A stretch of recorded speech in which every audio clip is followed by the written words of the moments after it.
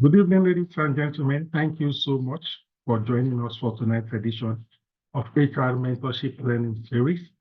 Tonight, the topic we'll be considering is managing people in fintech, managing people in the financial sector, finance and technology sector of fintech. Our facilitator for tonight is Oluwafemi Aluko. If my memory serves me right, this is about the third or fourth time we'll be presenting to us graciously on this platform, and we do not take it for granted. So let me just read briefly about Femi. Femi Aluko is a globally certified talented management professional with over 5 years experience in optimizing workforce potential. His core mission is to enhance organizational success by providing strategic talent management solutions that empower professionals at all levels. Oluwafemi specializes in key areas such as performance management, talent development, succession planning, and employee engagement.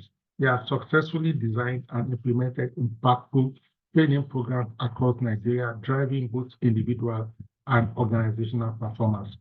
Also renowned for his ability to align talent strategies with business objectives, he creates tailored programs that foster growth, retention, and high performance. His approach combines innovative thinking with a deep understanding of adult learning principles, ensuring that employees are equipped to thrive.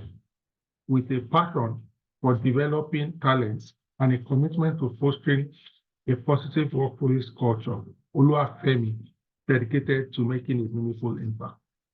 Ladies and gentlemen, I'm happy to hand over control to Oluwafemi Aluko, PHRI, as he discussed with us tonight on the topic managing people in fintech.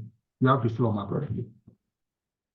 All right, thank you very much, Dr. Liemi, for the opportunity to be on the platform again. It's always a privilege, really always a privilege.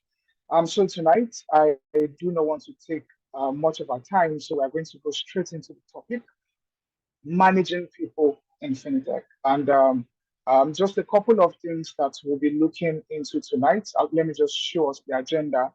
We're going to start with an introduction to even understand what exactly do we mean by fintech. We'll talk about financial technology. What exactly are we talking about?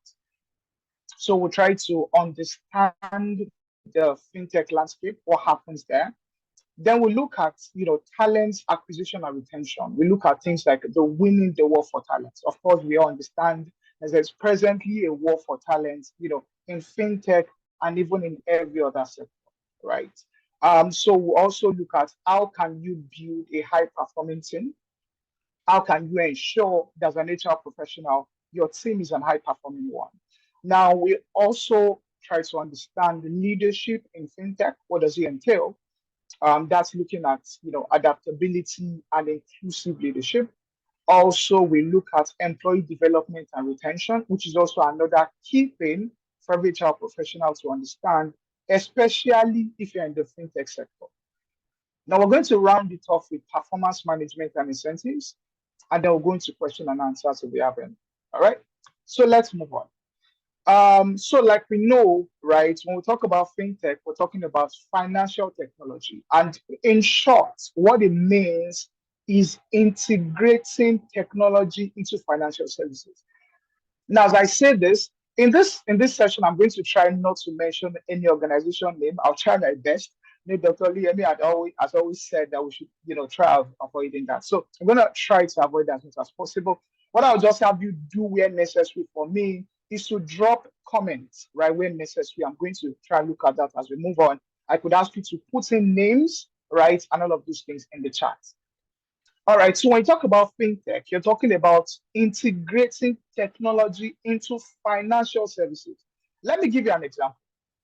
Before now, say maybe about 15 years ago or so, when people want to withdraw money, what they do is they have to go to the bank. And when they get to the bank, there's a long queue.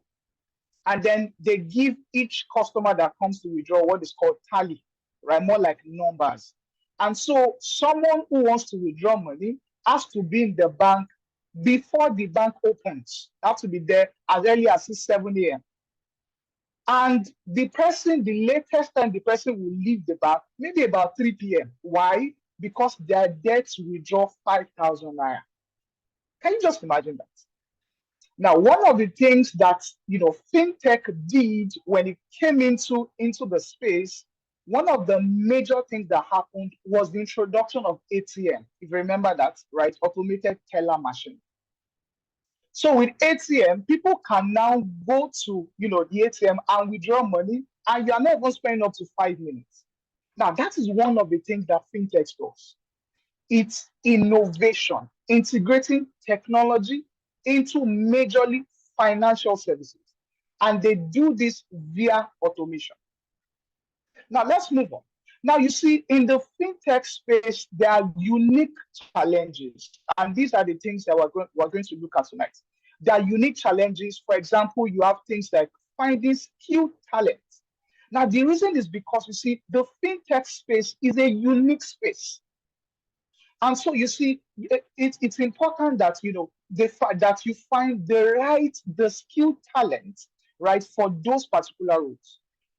Also, we understand that the fintech space is highly regulated, all right? And so there's also that need to meet up with, compliance in that line as well. Okay, so moving on, I want us to look at this. And I would like you to please, if possible, unmute or drop a comment, right, once you have your comment on this.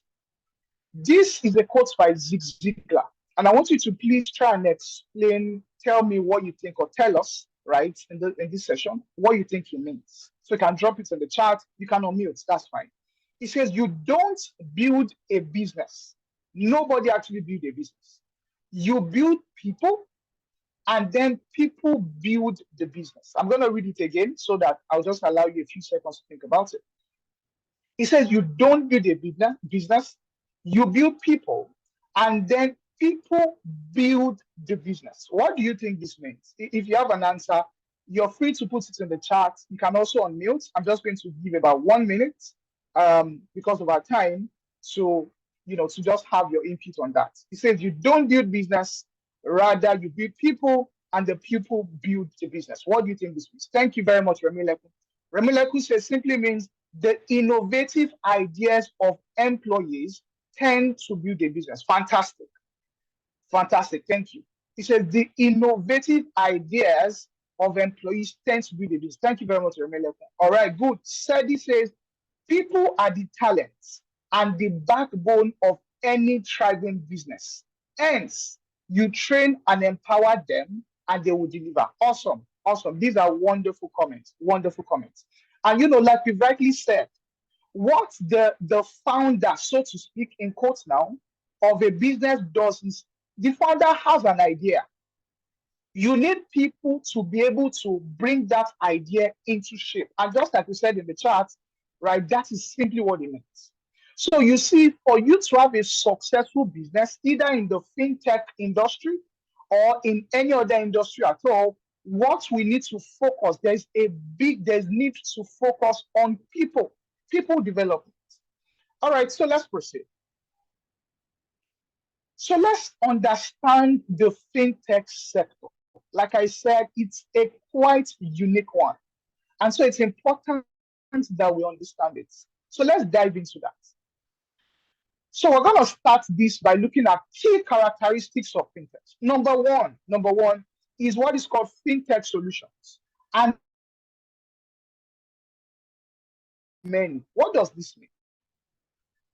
Usually, people are tempted to say fintechs are disruptors, right? Well, yeah, but fintechs are more of innovators. What does this mean?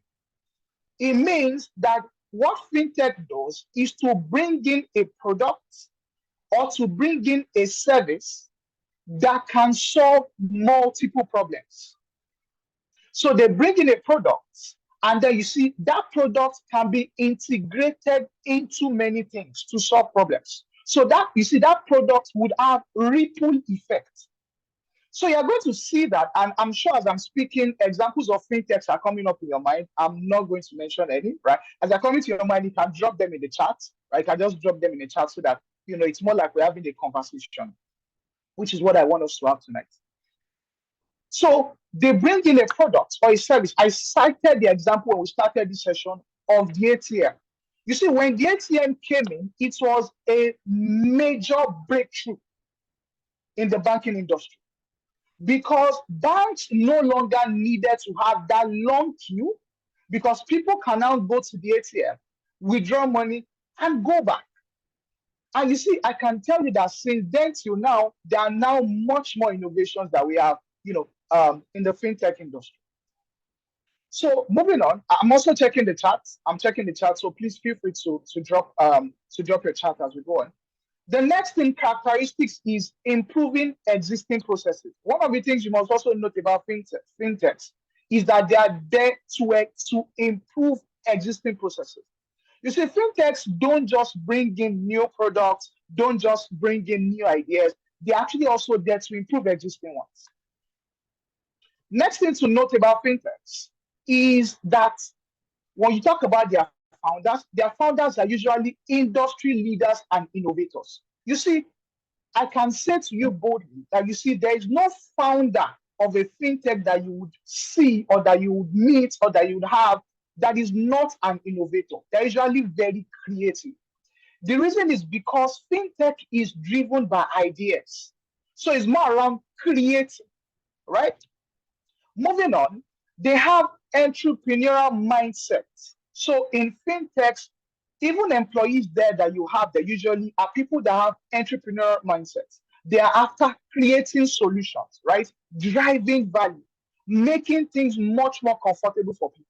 So you see now, you know that in the comfort of your sitting room, you can order something from UK, from US, and then it can be delivered to you right in Nigeria because you are able to seamlessly make payments. So, employees in fintechs, they have entrepreneurial mindsets. And let me say to you before we move on, that you see, when you are hiring, when you work in a fintech as an HR and you need to hire, these are things you also need to look out for. Does this person have an entrepreneurial mindset? Let me quickly tell you something. You see, one of the advantages of someone that has an entrepreneurial mindset is that they are drivers. You are not the one driving them to get it done. You see, before you even say it, they're already driving it. Thank you very much. I can see that. Savik says, buying forms and checking results for JAM to university. Yes, this is a very profound example, right? This has now been automated. Do you know that before now, to check your JAM results, you have to go to JAM office. You buy scratch card. You have to go there physically to buy scratch card.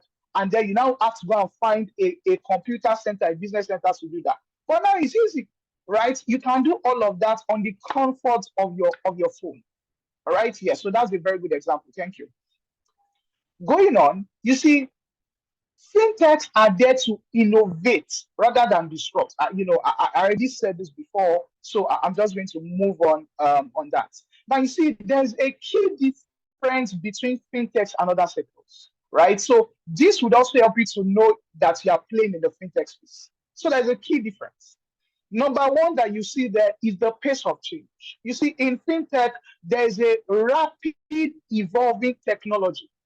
And you see, fintechs evolve with them as well, right? When you talk about cybersecurity, when you talk about risk, when you talk about regulations, when you talk about, the systems and the processes that are used, it's always evolving. You see, even though you can also have other sectors involved, but you see, they usually evolve at a slower pace than fintech. So you see that when you talk about a fintech, they talk about them as being a fast-paced organization because things are changing, things are evolving. And you must also be able to evolve with it. And you see, as an HR, and please, I want you to listen and get this. As an HR in a fintech, it's important that you are in tune with current changes. This is how you're able to speak to the business. You need to know what is going on. So you yourself, like we usually say, you're not just, as much as you're after the people, but you also need to understand what is happening in the space, what is happening in technology, what is happening in financial services. Skills requirements. Now, you see, there's a high demand for specialized skills in fintechs, right? Things like data analysis. So you see, words that you hear right now in fintechs, you hear things like big data, right? You hear things like, AI, like machine learning, cyber security, right? Because of the level of fraud that's beginning to happen these days, right? So there's a need for those specialized skills. I tell you, even though other sectors may need it, but not as much as it is required in fintech. I already talked about this regulatory environment. Regulatory environment. Fintech space, financial services itself is highly, highly regulated. All right, you've heard, in recent days of the license of certain banks being revoked, right?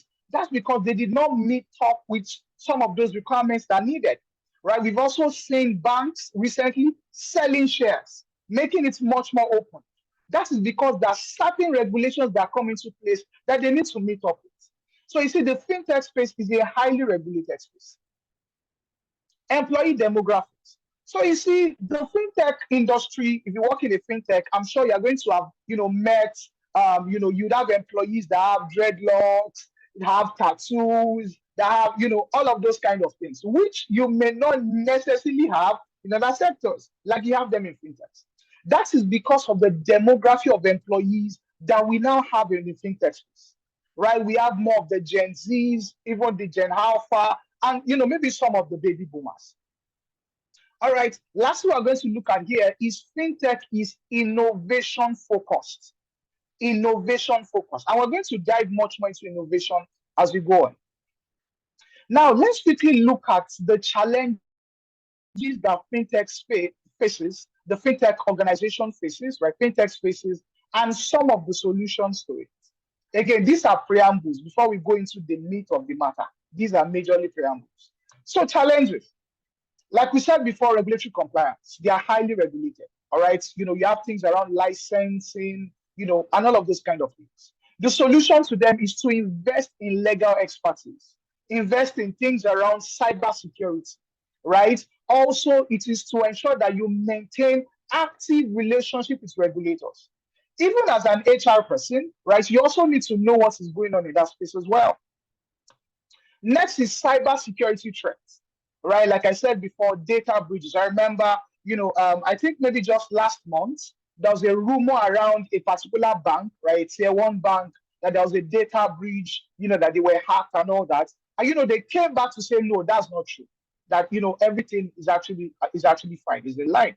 All right. So that's to tell you of the possibility that exists when it comes to fraud, right? So cybersecurity is important, right? So cybersecurity threats.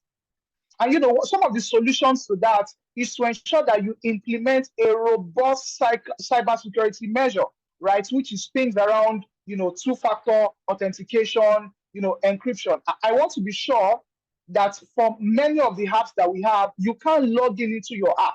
If you actually, you have to put in your PIN, sometimes multiple PINs actually, before you're able to make transfers, right? Those are, two-factor authentication that has been put in place to ensure that, fraud doesn't occur. It doesn't happen. There's a need to constantly train employees. For example, in my organization, which is a fintech as well, there's a monthly training that's to do with cybersecurity, a monthly training. That's to show you the level of investment in cybersecurity that fintech needs to make, right? I can see that there's a chart here. Let me just read that quickly so that we can also, learn from it. Savik, thank you very much, Savik. He says, payment of salary to both full-time staff and casuals with Ghana must go on paydays with an ever long lines. Yes, thank you very much for this. This is what we used to see happen in those days, right? You have to, when your salary is paid, you have to, take the cash home. And you know what could happen as a result of that? You could have, robbers steal from you, and all of those kind of things. But now you don't have that anymore, right? I doubt that in our days, anybody gets their salary, in cash, in today, right? Rather, what you have is people, getting transfers, right? You receive the alert on your phone, and then you know that you've been paid for the month.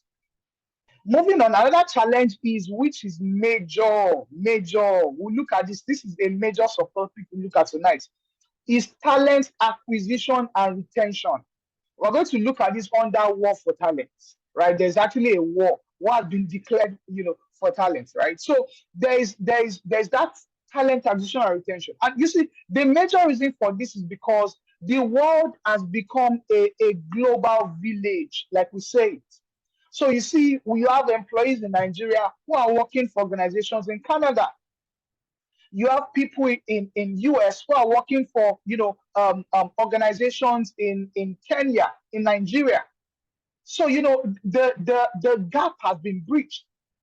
And you see, to be able to a good solution to that is to ensure that your compensation package is competitive. Ensure that you have a flexible work model. If you do not, you'd lose employees. And we're also going to look at this when we talk about employer value proposition as well. All right. Another challenge you see there is competition, right? There's increasing competition. You have many fintechs sort of doing similar things. And so your customers are at liberty to decide which one they are going for. So there's the space is now becoming highly competitive. All right. And what you want to do there is to ensure that you have differentiating offering, right? Ensure that you have excellent customer service. Excuse me, this is a winning point that many fintechs need to know. Excellent customer service. Ensure that your product is at optimum. All right. And one of those things that we should also learn is to turn our competitors to partners. You want to actually evaluate your strategy and highlight who your competitors are. Even though these are my competitors, how can I make them become my partner? All right, moving on.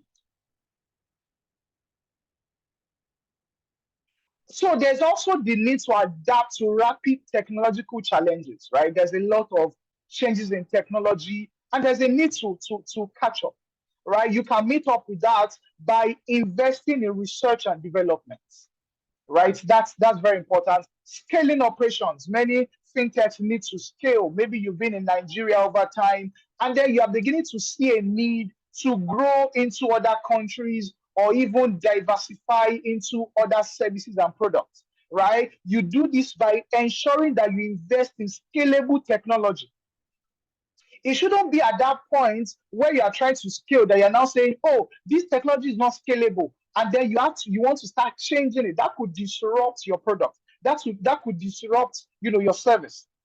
So it's to ensure that from the very start, you are using scalable technology. Lastly, we're going to look at, in challenges faced by fintechs is building trust and credibility. Like we said, when you talk about fintech, you're talking about financial technology, which means you are dealing with money. And so if people do not trust you, they will not give you their money. I'm not going to mention it like you said before, but you see, there was a product and a particular app I saw recently, and I downloaded it to check their offerings, to check what they have. And when I went through it, number one, even though, it's owned by a particular bank that I know, right? But when I looked at it, what they were offering is something that I already enjoy, and I enjoy much more with another service provider, with another, fintech, actually. So what I did was I didn't even bother, proceeding with that particular one. I just left it, and I kept with the one I was. So you see, there's that period where a fintech would need to build trust and credibility.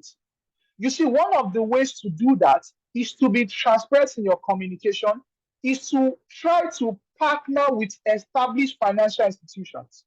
And actually, a lot of new fintechs do this. They partner with existing, when people see that you are doing business with a bank they trust, they say, okay, well, maybe I can actually, do business with this particular fintech. All right, moving on. Let's quickly see typical ownership styles, because this could affect the way business is done. This could even affect the way you operate as an HR.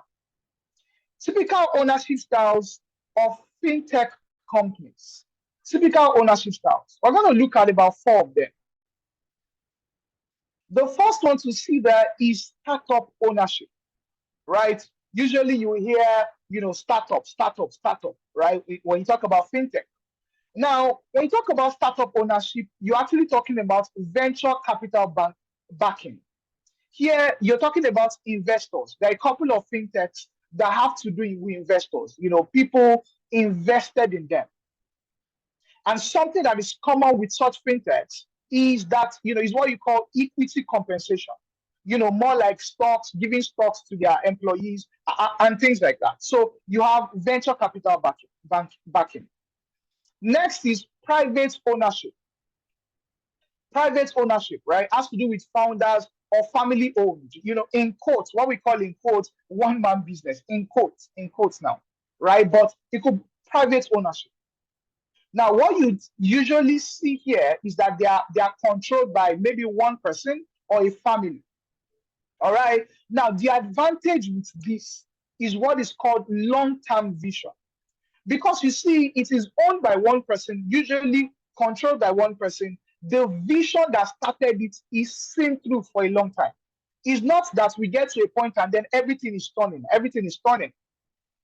Because you don't have too many people trying to contribute into it. It's actually an advantage.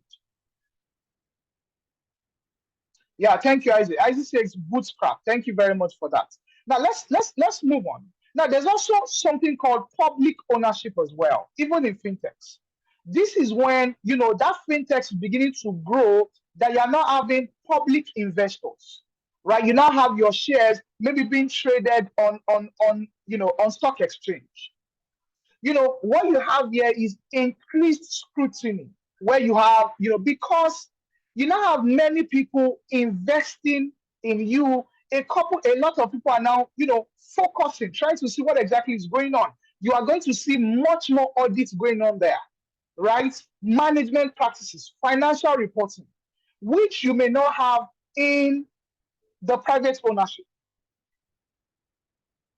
Now, the last bit we're going to look at in typical the ownership styles in fintechs is corporate ownership.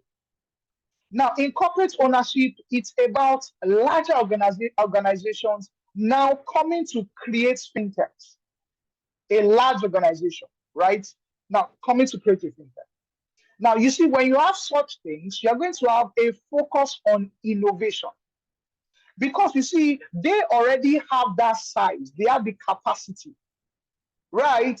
And so, they are able to focus a lot on innovation. They're able to give much more value. Now, moving on. Now, let's begin to really dive into the meat of tonight's session.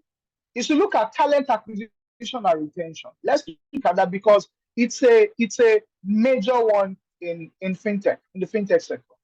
Now, let's start with this quote. It says, if you don't have the right people, and I want you to share, let's learn together on what you think on this particular quote. If you don't have the right people in the right places, the right talent strategy, the right team dynamics, the right culture, and if you don't proactively manage how an organization works from a culture and a people perspective, you are on a serious path to disaster. This is a quote by Conferry. I'm sorry, by Elifiela, which is a senior client partner in Conferry.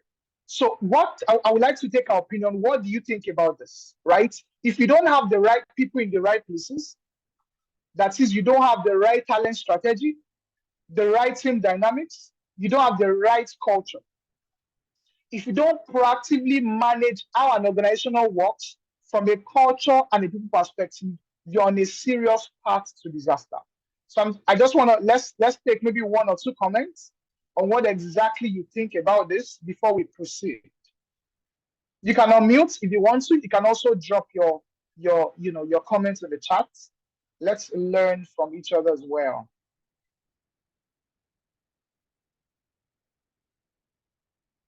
So I'm just going to give about 30 seconds for that.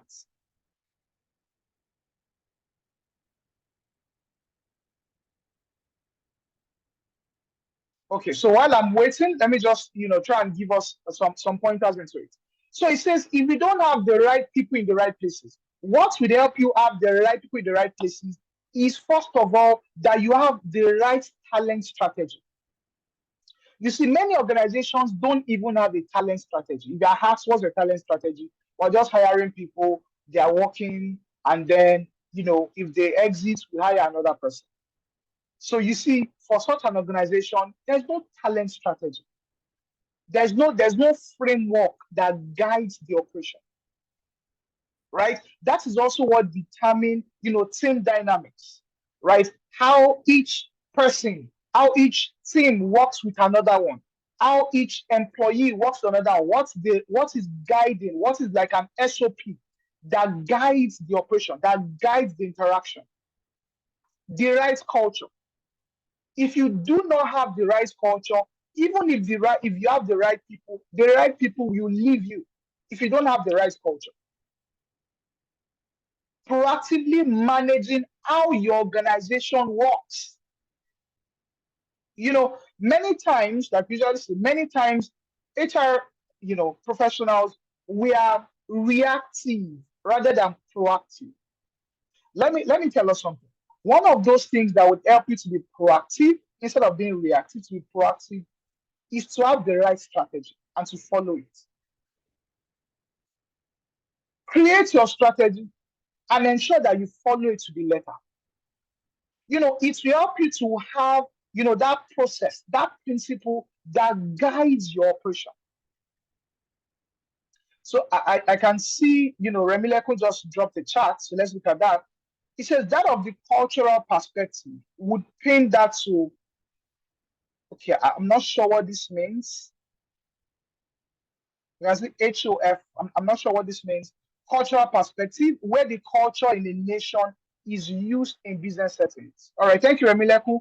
If you don't mind, you can just maybe give us some more perspective so that we understand, what you're saying much more clearly. But thank you very much for your input. Thank you very much for your input. All right, so if you don't have these things in the right place, it says you're on a serious path for disaster. Serious path to disaster. Remember what we started with, right? That you don't build a business, rather you build employees who in turn builds the business. And so if you do not build the people rightly, what happens? You're on a serious path to disaster. Do we see how these things are coming together? All right, let's move on. Now, I talked about, the war for talents. And, like we explained earlier, we have the war for talents majorly because the world is now a global village. Even though we're in different locations, but there's actually no difference anymore. Because I can be here and be working with an organization in US or in Canada. And so you see, there is not the talent, getting talent is now much more difficult. Getting the right talent is now much more difficult. Yeah, Remileku, please go ahead. Let's have you. Please unmute. Let's have your comments. Let's have you quickly before we proceed. Please go ahead, Remileku.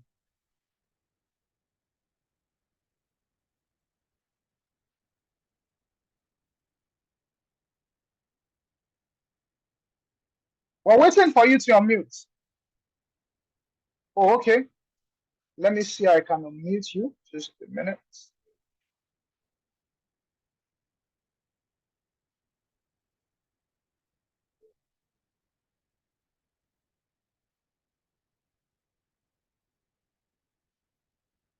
Okay, just a minute. I'm trying to get you so I can unmute you. Okay, try unmute you now. All right. Good evening. Great. Good evening. Yeah, sorry, please can you go to the previous slide before this? Okay. All right, good evening to everybody in the house. I will just actually talk a little from my perspective. This quote is actually divided into 3 parts. Then let me start from the last one that says, and if you don't proactively manage how an organization work from a culture and a people perspective, you're on a serious path to disaster. I would actually explain this from this Ofsted cultural perspective. And he actually defined culture using 6 different dimensions. Like this now, if we were to define culture in a layman language, we would say it's a total way of life.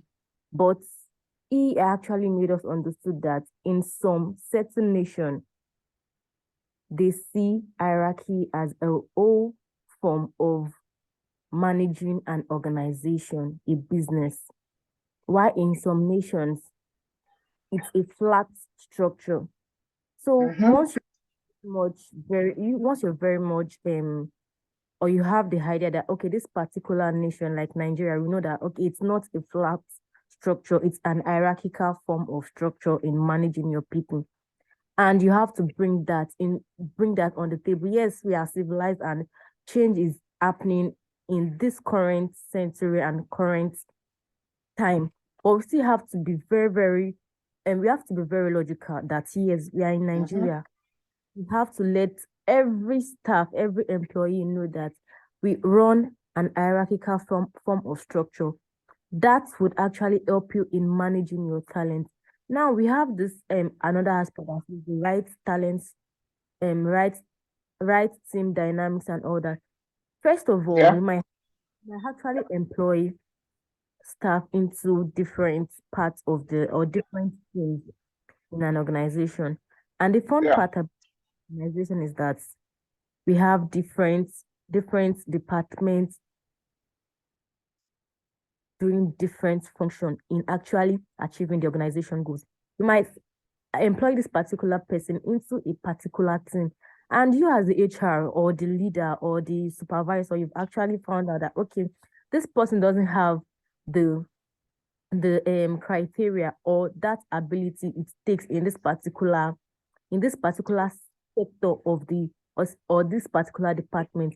It's it's a simple thing, but using performance management, it's something that particular employee can be placed in another department, and that would be the right talent strategy. Thank you very much. All right, thank you so much, Remilekun, for that. Thank you so much. Emphasizing on the cultural part of that, and then the right talent strategy. Thank you so much for that. I'm glad that you mentioned some of those things. As we proceed, we're actually going to touch more as well on some of those things that Remilekun just said. Thank you so much for that. All right, so moving on. You can drop as we go on. You can actually drop your comments in the chat. I will read them as we proceed as well. Now, like we said, let's quickly look at some causes of war for talents. What are some of those things that has caused these rifts, right? Employees moving from one place to another. You trying to, deploy different interventions to try to keep them. The first thing there is the need for remote and flexible work. And this has come to stay, actually. This has come to stay. The reason is because, you see, we have organizations today who work remotely. And so, if your organization does on-site, and you see, if the only thing the other organization is offering, let's assume that the salary is the same, and the only thing the other organization is offering is remote work or hybrid work, I can tell you that 70% of employees would actually move. Right? Because it has come to stay, and it's now like a better way to work. Now, and you see, the key part of it is this, especially because we're talking about the fintech space. Many of the things, now, remember I said many of the things that your employees come to do in the office, they can actually do it while working from home. And so it now seems like there's really not that need to have them come to the office. And so the best you can do is to work with an hybrid work. And so you see that remote and flexible work has really caused, it's one of the things that's caused the war for talent. The other thing is the opportunities for career growth. Now, because you see, organizations differ, and you see the rate of growth differs as well in different organizations. Employees want to move to an organization where there is much more opportunity for career growth. Mental health and well-being support. This a lot has to do with your culture, right? What is the support that is being given to your employees? If an employee, for example, maybe do you have allocations? Do you have allocations for sick leave, right? And all of those kind of things. Do you have, a program for their wellness, for their well-being? Maybe organize a webinar, that would help them understand better how to manage stress. As simple as that. So you see, people are now very particular. We didn't have this before now, but they've now come to stay. They're not particular about their mental health. There was a trend that happened recently. I think I saw this last month, actually just last month. I'm going to mention the location, India, but I'll not mention the name of the organization. It happened in India. Of a young lady, finished well from school, got into the job, and the workload was so much that actually the lady lost her life. That's mental health. That's well-being. That's well-being, actually. Because, the workload was so much for her, eventually led to, sickness and all of those things, and she lost her life. So we also need to pay attention to these things if we are going to win the war for talent. Mental health, well-being support. Lastly, there is a better work-life balance. And one of the ways we can do this, which also ties to the first point, is what is called flexi work. What does flexi work mean? What does it mean? If possible, right? Maybe not all your employees need to come in by 9 a.m. or by 8 a.m. Is it possible to have a work mode where your employees can actually come in by 10 and then they can leave later? Just ensure that they meet up with that time requirement. Or they come in earlier and they can leave earlier. Just allow that flexi work mode is one of the ways to win the war for talent. Let's proceed. We need to begin to look into providing first-class hiring and onboarding experience. It baffles me as an HR professional when I see organizations hiring, if fintechs at times, hiring for a senior role. And they tell you, and you see, when you open it, you need to fill a Google form. It's a Google form that you are filling to apply. It just tells you it tells you how the organization is when you get in there. So you see, it does not take you anything to create a career page where people can just, go in there, you create it, and then they can apply. Or if you can't do that, have them send an email. The reason is because these things, and when we talk about employer value proposition, we're going to talk about some of those things, right? These things already tell the candidates what your organization looks like even before they come in. Your onboarding. I know I've heard about people who they went to the organization to resume and they never came back the second day because of the way the onboarding was, the onboarding process. You need to also pay attention to your onboarding process. And one of those things I tell people to do is to research. Look at what organizations are doing and how can you integrate it. Transferable skills. As much as technical skills are important, it's important to also look into transferable skills.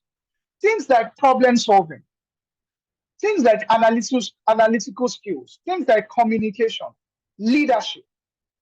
We need to also begin to focus on them. So hire for transferable skills. Make sure your benefits package is competitive. One of those things that organizations also do, I know one of the big fours does this compensation, benchmark, right? So when you sign up for it, they sort of, they get information from you, get information from other people and all of that. They analyze it, and then they come back to tell you how you are faring against the organizations that operate in the same sector as you do. What that helps you do is to know if you need to up your game in terms of your compensation. Is there something that, should you actually be looking at increasing salary? Should you be, that's one of the things it helps you do. So you also want to ensure that your benefit package is competitive enough. And you see, sometimes benefit package is not just about, money. It's not all about the cash that people get. There's also non-monetary things that you can give them. Actually, should you look into maybe the HMO that people are getting? Is there something you can do about it? Just sitting down to analyze your compensation strategy to say, how can we win in this aspect? Because it's actually a major place to win. Next is empower your employees to reach their full potential. And let me quickly say this. It is not every time that you have an open organization that you need to go out. And my next slide speaks to that. Have we looked into internal recruitment?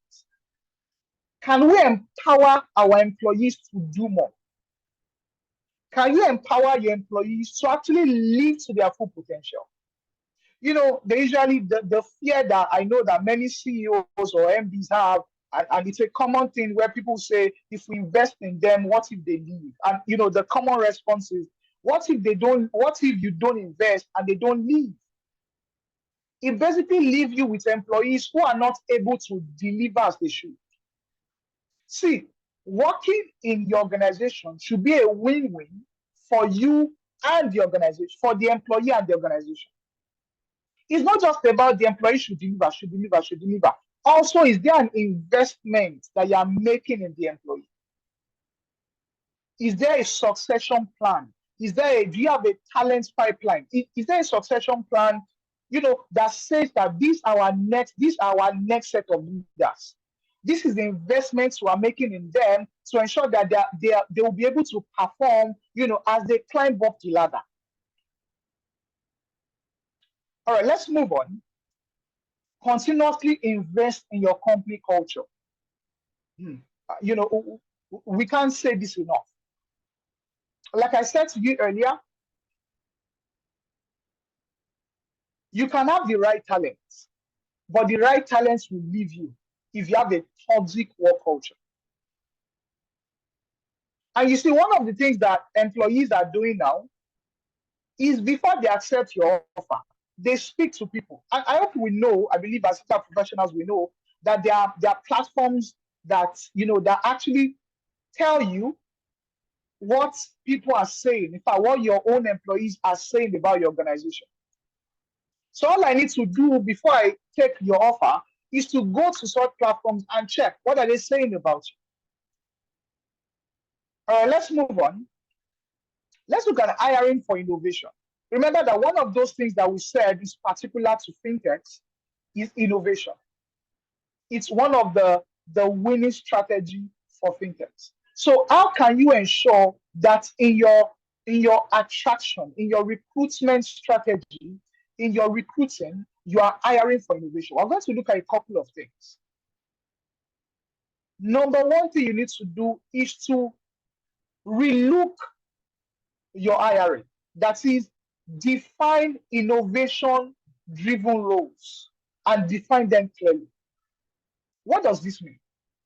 What are the particular roles that you need innovators? You need to call them out. You need to, audit your roles and say, where are the particular roles that innovators are needed? Then you want to revamp the job description. You want to specify the innovation-related skills that are required. And you see, these are the things that would guide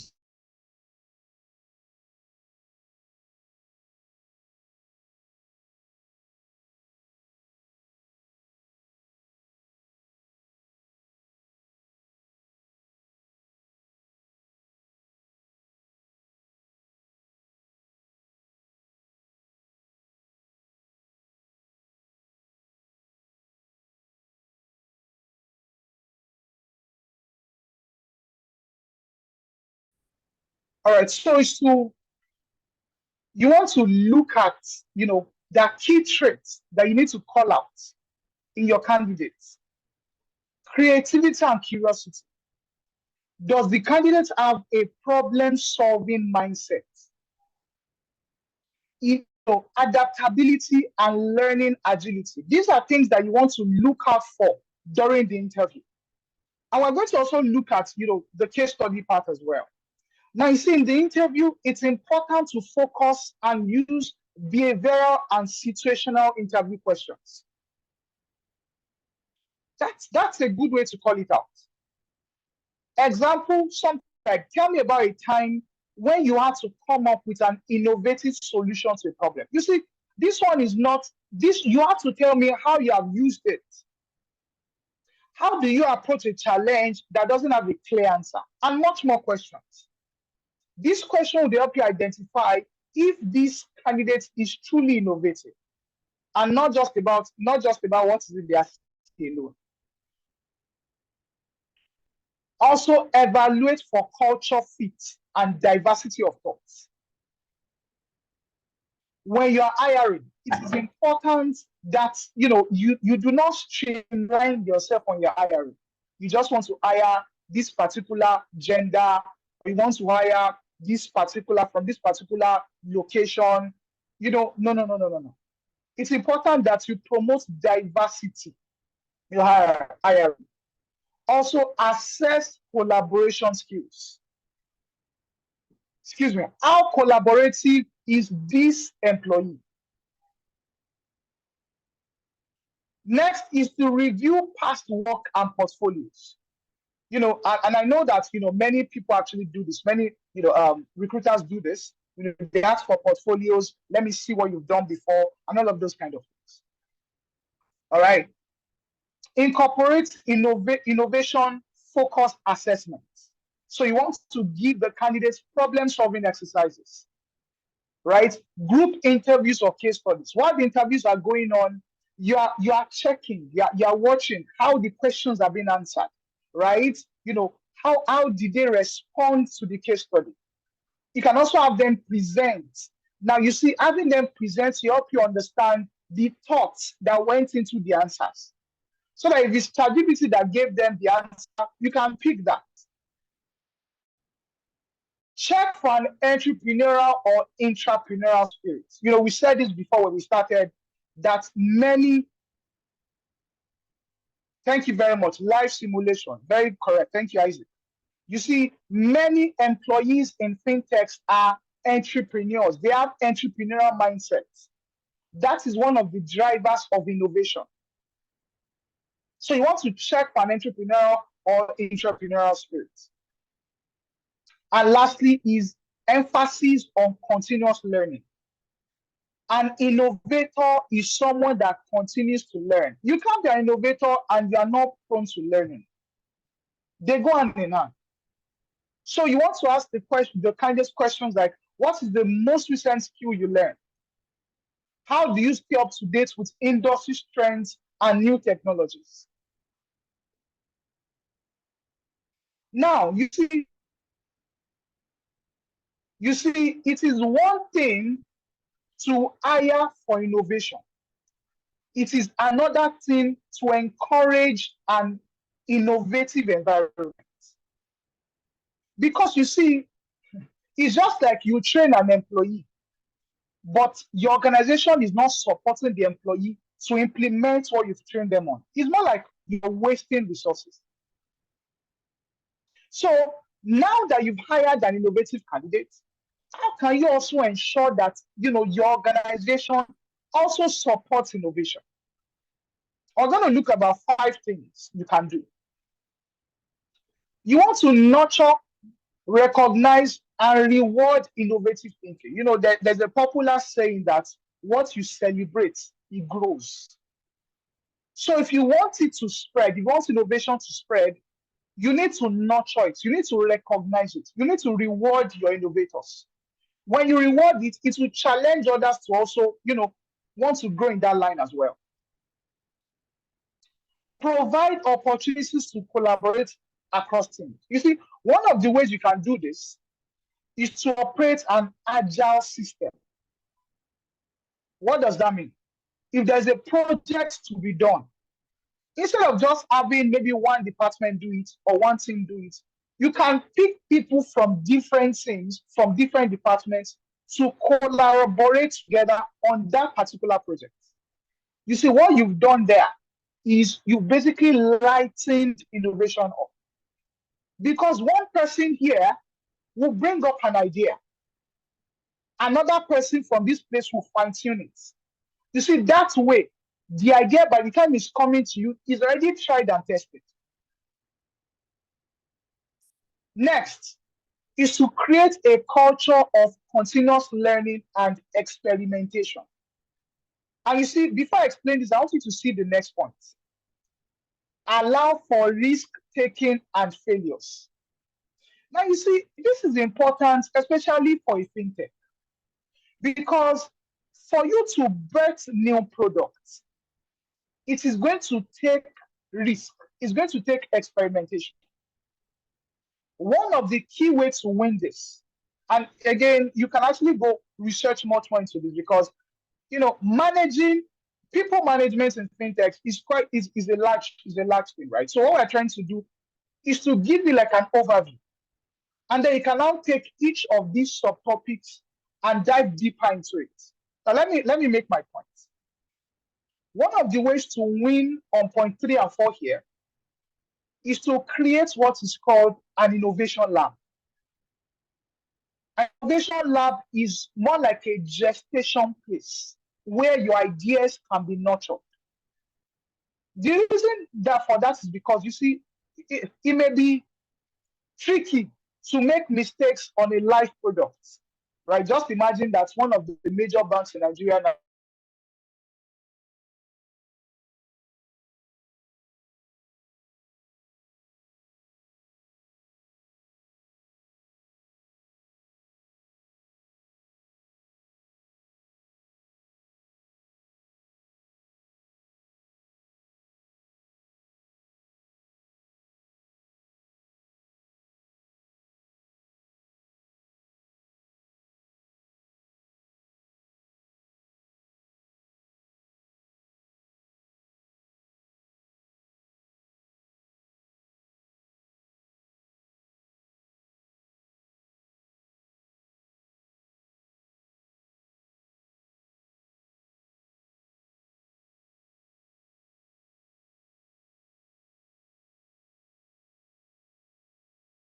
but I hope it's making sense. Please, you can just drop in the chat for me just to let me know that we're getting these things. All right. So we talked about, that innovation lab is where those ideas can be nurtured and then they can now be brought into the live environment. Lastly, is to sustain a safe environment where employees can challenge each other, their leaders, and the status quo. One of the things that is important as a fintech, and I love what Remileku shared when she was talking about the different, structure that you can have. You can have the hierarchical, you can have the flat, and all of those things, right? One of those things that is common for a fintech is that flat kind of structure. And you see, what that makes you do is it eases communication. So one of those things that you want to do in a fintech is to ensure that a junior employee is able to, in quotes, positively disagree with a senior employee. To say that, I hear what you're saying, but I think we can do it better. That is a way to nurture innovation.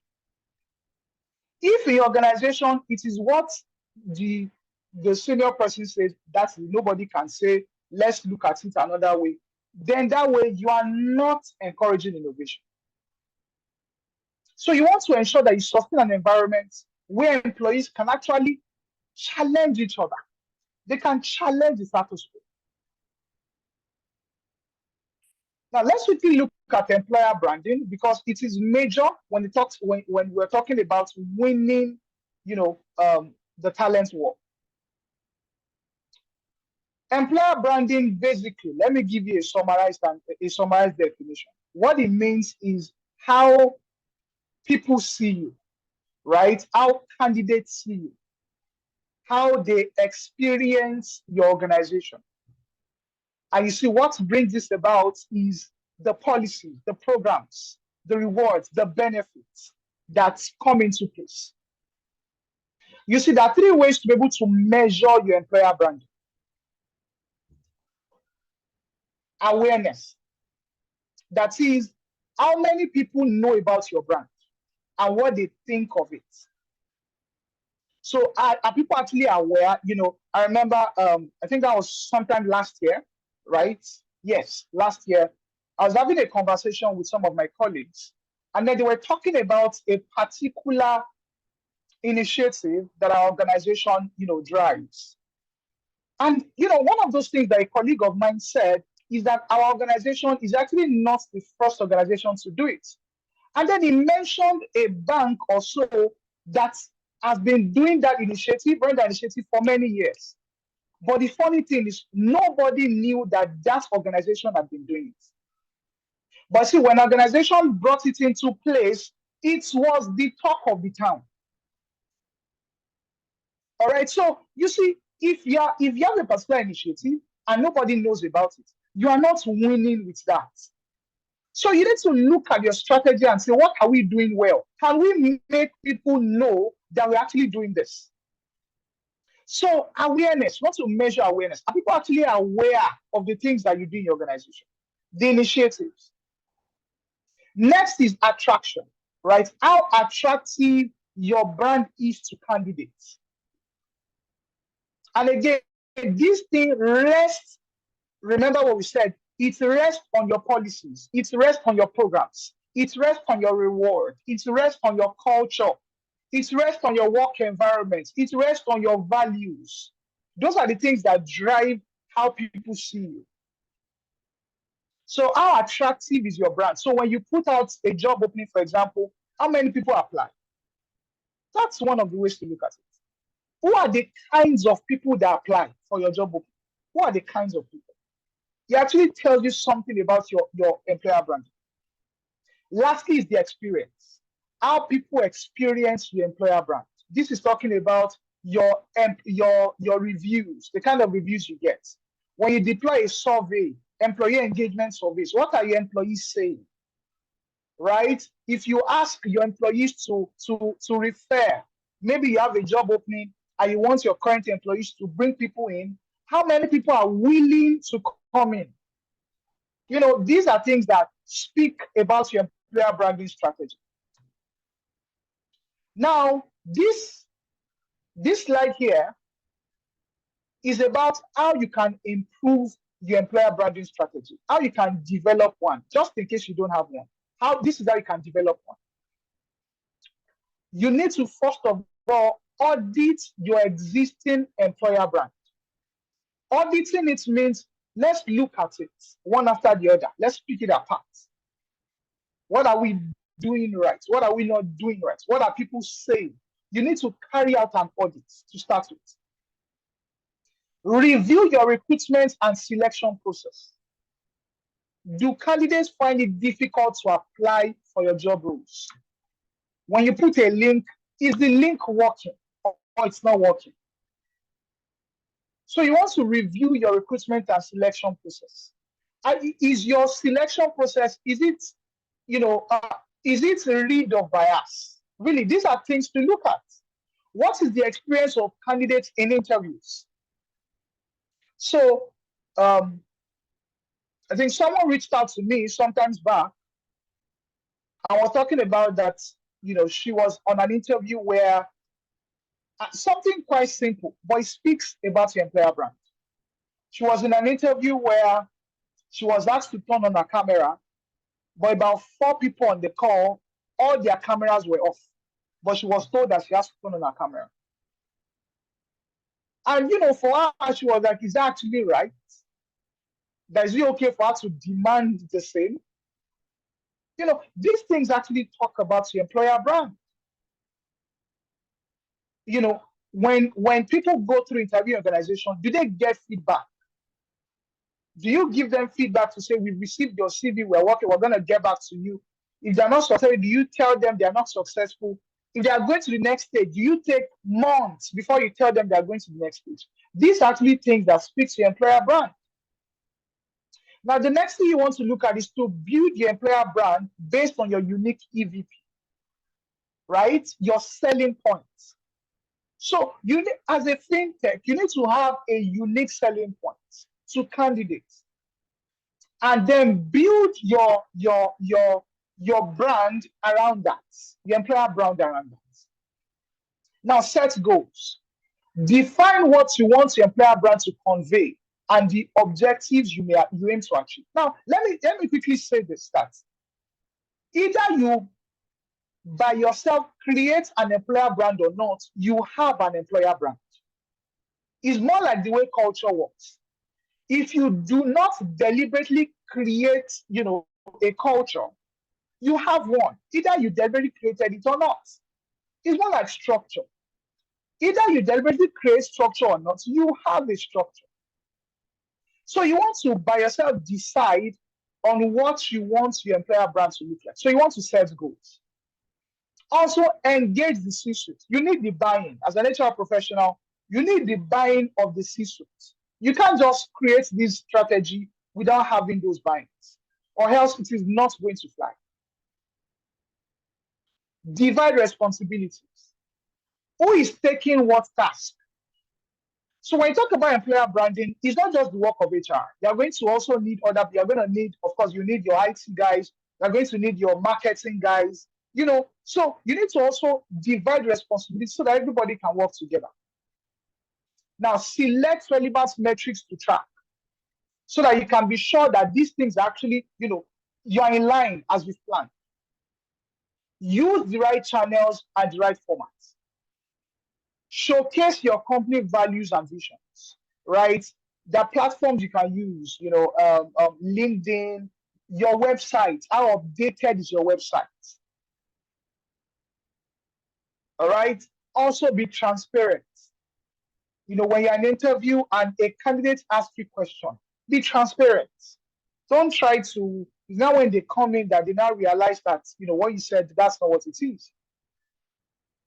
Get your employees involved. One of the ways to win, and at least I want you to listen to this. One of the ways to win in employer branding is to get your employees involved. Having your employees involved is showing candidates that you have happy employees. So you can curate content, record videos where your employees are sharing their experience. They are sharing how good your environment is. They are sharing what your culture looks like, what it feels like to work there.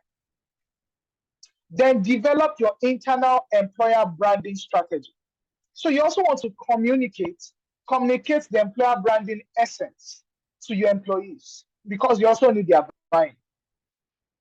Now, again, monitor how you are doing.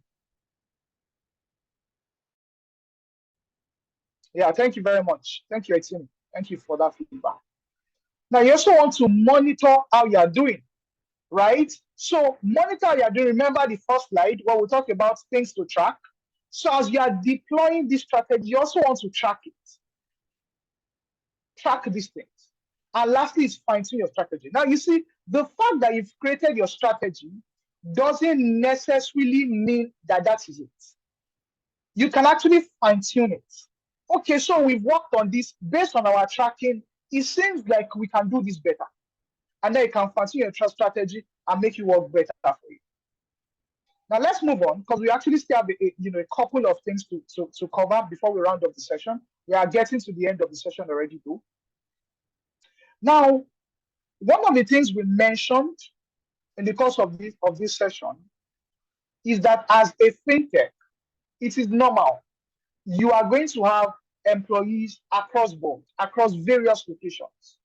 We have fintechs today that work remote, fintechs today that work, that do an hybrid work model. How can you manage your employees right? That's what we want to look at now. So in the case where you have employees working remotely, how are you able to manage and win in that space as well? Now, you see, the first and important thing to do is to have clear communication, right? Have clear communication. So it's important to set clear goals and expectations. You see, when you do not communicate rightly, that is where, there's a lot of, rigor There's a lot of friction. But in a case where you set clear expectation, for example, if you work remotely, one of those things I'm going to expect, like we have, in the first point, is to have regular check-in. It is called sprints. It is called stand-up meetings. Stand-up meetings is where, on that, the day that you've chosen, maybe the first day of the week or any day of the week, everybody joins that meeting, and then you basically state the things you're handling. What's the progress on it? What is your plan for the next week? What are the challenges you're having? You see, it is important to have stand-up meetings if you're working remotely. Don't just assume that people are working. So now that you've set clear expectations, it's important to have regular meetings. Also, use diverse communication tools, email, messaging. For example, in my organization, we do an hybrid work model, right? And you see, myself and my manager, we talk on the go, right? We talk on the go. There are times if something is to be done, we're talking on WhatsApp. It means that we can talk to get this work done.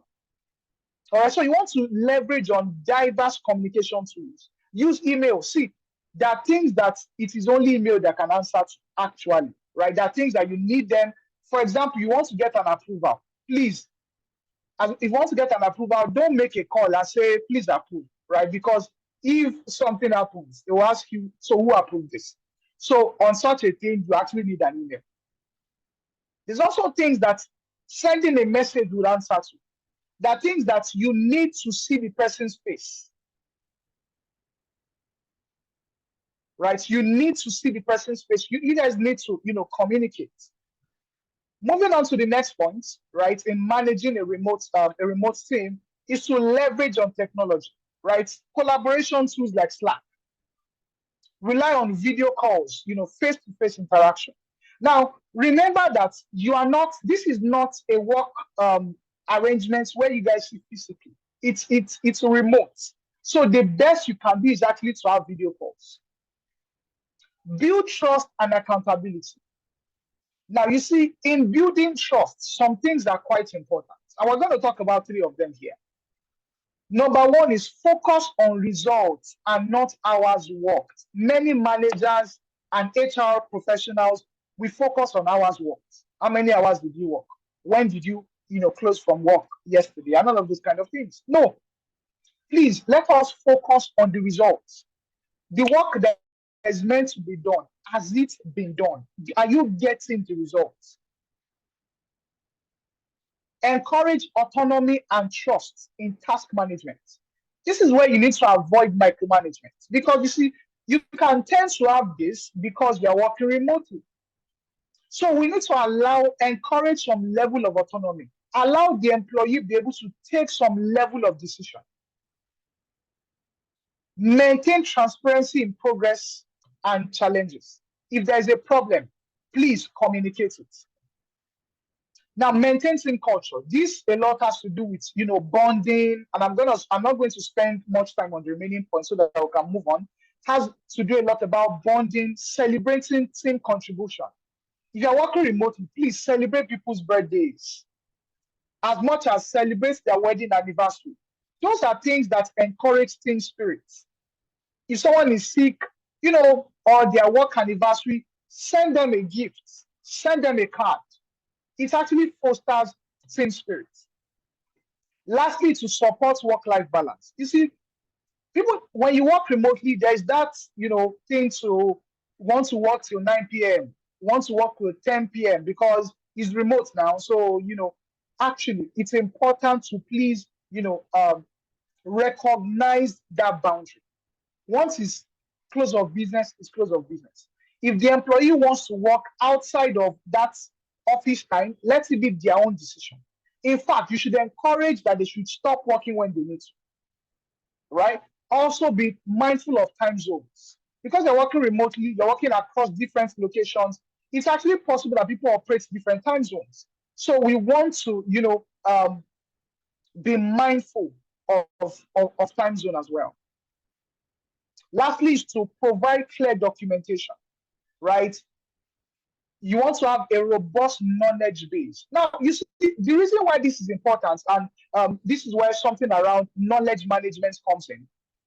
And you see, this is the where it's tricky is because as opposed to an organization where you guys, a work arrangement, where you guys see physically, maybe you even know where the person is staying. If the person resigns, you can go there and say, oh, you didn't resign well, or we need this detail from you and all that. In a hybrid work model, if the person resigns and did not drop the information they need, law, right? You may not actually be able to recover those details, recover those information.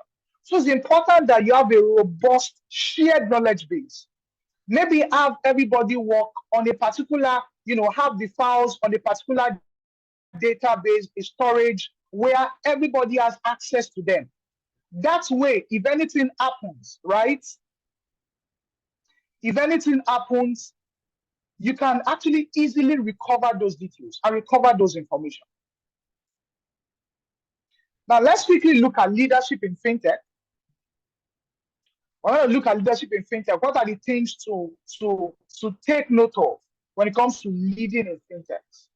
All right. Now, two things we're going to look at here. We're going to look at leading with adaptability. Now, we're also going to look at inclusive leadership. Those are the two things we look at. And then, we'll move to learn and development.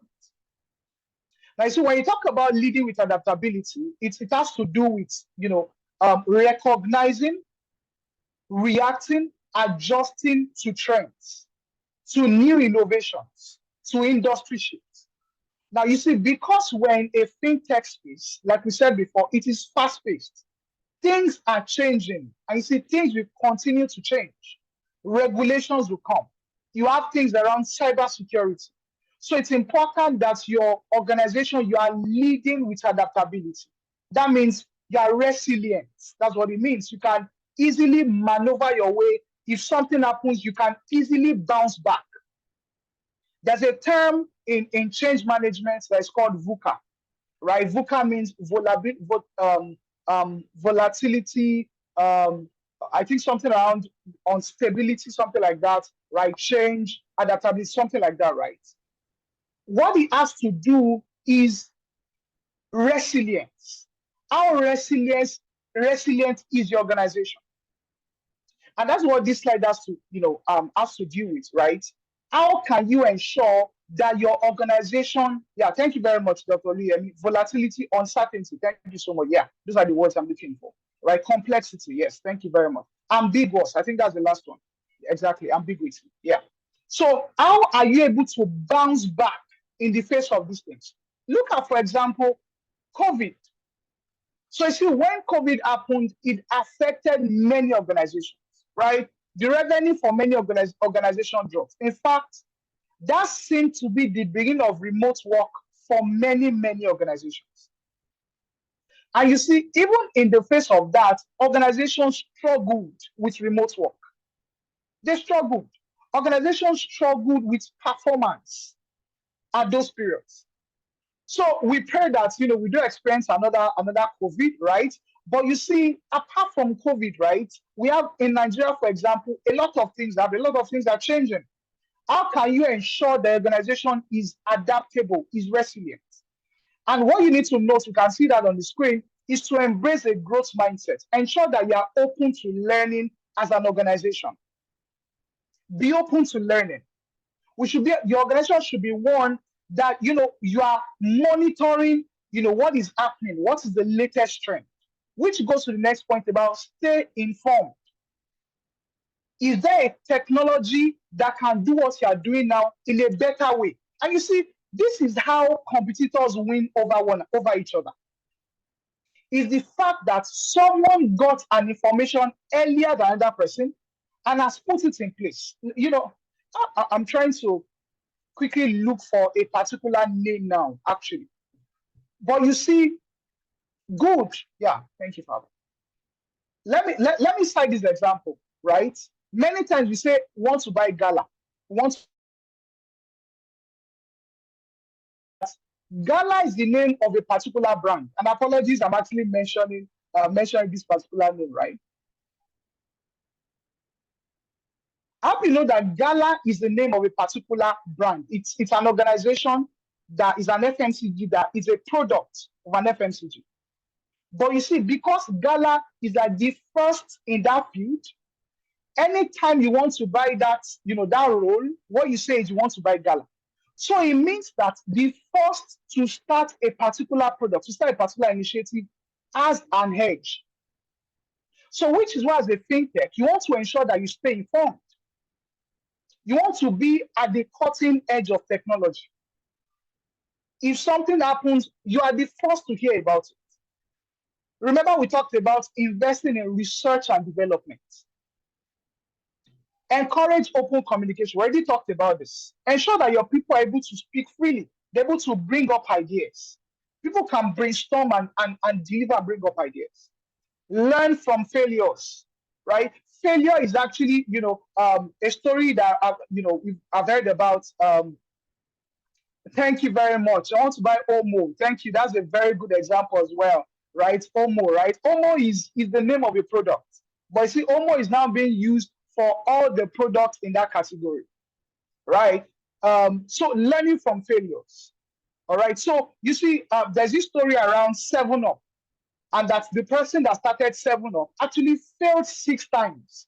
And it is the 7th time that he succeeded that's called 7-Up. And the same thing with, I think, the light bulb. You see, the fact that you failed doesn't mean that success cannot still come out from there. But it is how are you able to bounce back and learn from failure. Moving on, seek diverse perspectives, right? So you should also be able to take in diverse opinions, take in diverse perspective before you come to a conclusion, before you make a decision. It actually helps you to make an informed decision. And the last bit to look out there is to lead by example.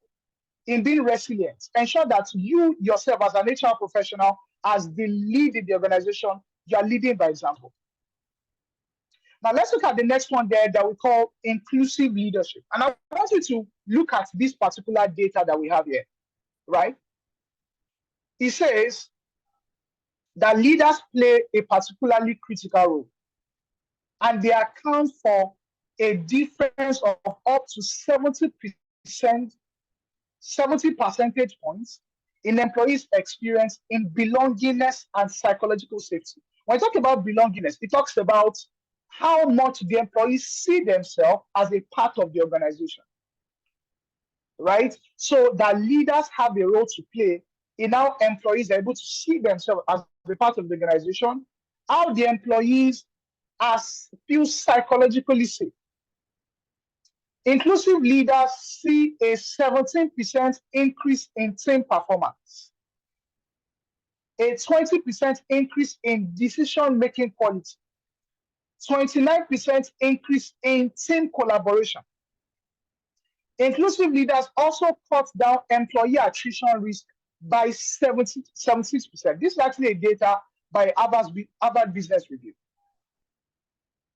So you can see the essence of inclusive leadership. So what exactly is inclusive leadership? It is an authentic leadership style that is focused on authenticity and establishing a culture of diversity and inclusion in the workplace. So look at that, authenticity, that's important. And the opposite, just to explain what we mean by that, the opposite of authenticity is showmanship, where your employees want to, they are rather there to show that they are doing the work. They are there to show that they are there, and not rather that they are truly performing. There's actually a kind of leadership that fosters that kind of reaction from employees.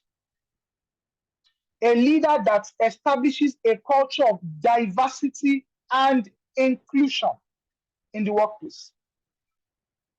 Now let's look at some things about inclusive leadership. It says inclusive leaders strive for authenticity rather than leadership presence. Do you see that now? It's about the employees being genuine. It's about authenticity, not about it is when the leader is there that the employees are trying to work. Inclusive leaders redefine the rules rather than unquestioningly following them. What this means is that you allow people challenge it, allow people challenge opinions, allow people say, excuse me, please, why are we going this way? Can you please explain why we are doing this? I tell you, in many organizations, employees are not able to ask questions. It is how they've said it that it has to be done. That is not inclusive leadership. Inclusive leadership wants to hear the opinion of employees. I say, especially in the fintech space, you need this. So you need to allow your employees be able to, question things, be able to bring in their own opinions, bring in their own contributions. Inclusive leadership embrace active learning and consistent implementation. I think we already talked about this, right? Inclusive leaders ensure equal opportunity and equitable outcomes. So there's no bias. It is equal opportunities for all.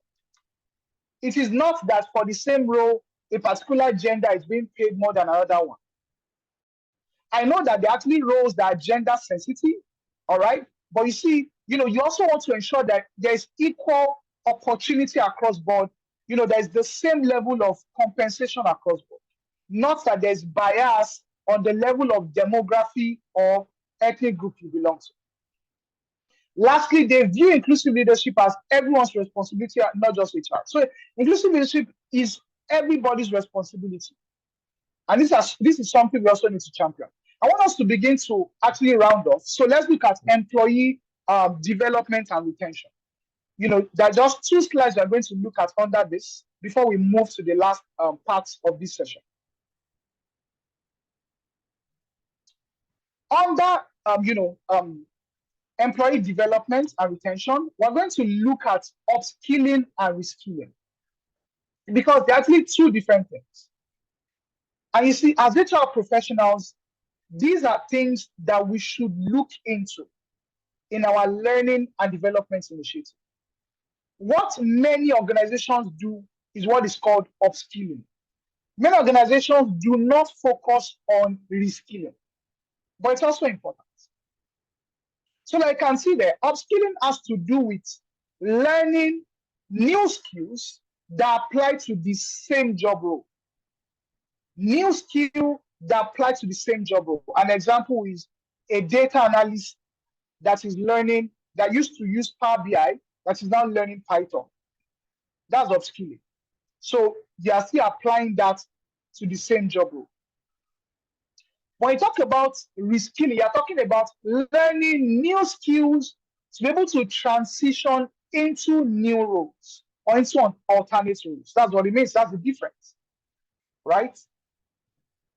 And you see, just like I said, it's important that we pay attention to these 2 kind of initiatives, right? Upskilling and reskilling. Now, the major reason, let me mention this, the major reason to also look into reskilling is because it is not every time that you need to go and hire new employees. There are times that what you need to do is to reskill an employee to be able to fit into a new job role.